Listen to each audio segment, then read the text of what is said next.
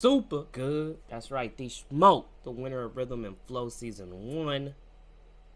The West Coast teacher himself from Inglewood. He dropped his album, War and Wonders. Let's talk about that.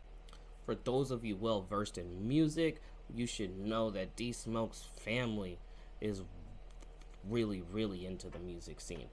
We have Sir, one of his older brothers, who is signed to Top Dog Entertainment along with Kendrick and a few others. So I really enjoy Sir's voice. Getting to see those two brothers hop on a track again together, that was really fun, and I think they really bounced off of each other well. It was definitely really enjoyable. It wasn't one of my favorite tracks, but it was one of those tracks that made you say, it's all in the family. And then we came to Why Run. This song was pretty much the opposite of what I thought crossover was. I thought crossover and it was more of he sounds like this person, but I'm gonna be honest, Why Run, I really thought he sounded one of a kind on this one. I thought that was his sound. This was something that he developed, and it really sounded like he was differentiating himself from others, which I really enjoyed. Say Go went real hard. I'm not gonna lie, I got that real dominant, that triumphant feeling, especially from the horns on the beat. The bass in addition to that made it really aggressive, and it really brought out that energy overall, and that's what I really liked about that track. Then we had Good Things with Ty Dolla $ign. If you don't know who Ty Dolla $ign is, then you really haven't been paying attention.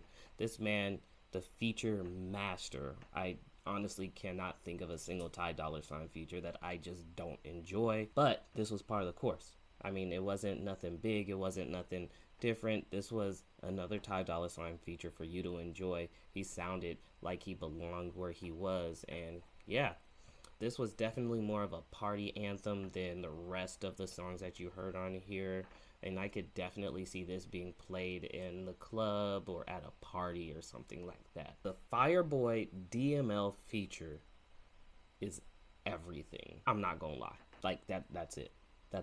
It was everything. That's it. What I really enjoyed by the end of this album was the switch up.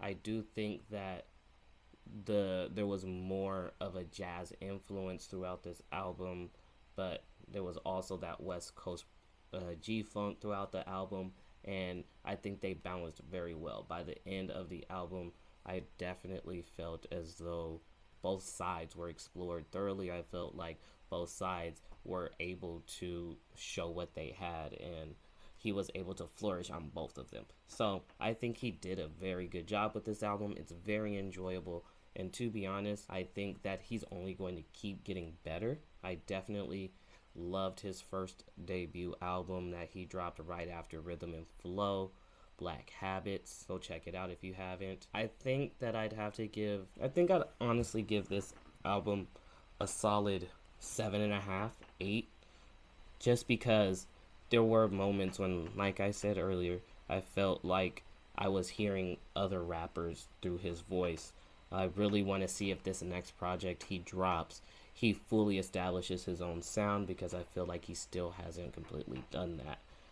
It's still enjoyable, and I think I could recommend this to a lot of people. I think a lot of people would enjoy it, especially because he does lean more towards a conscious rapper than anything else.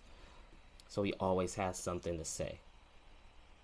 There's a lot of replayability in a few of the tracks, but I wouldn't say the whole album as a whole has a whole lot of replayability. So there's that. I would love to know what you guys think, how you guys felt, what were your thoughts on this album, what were your favorite tracks, favorite verses, etc. Drop down to the comments. Let's talk about it. Alright, until next time, I'll see y'all later. Go on.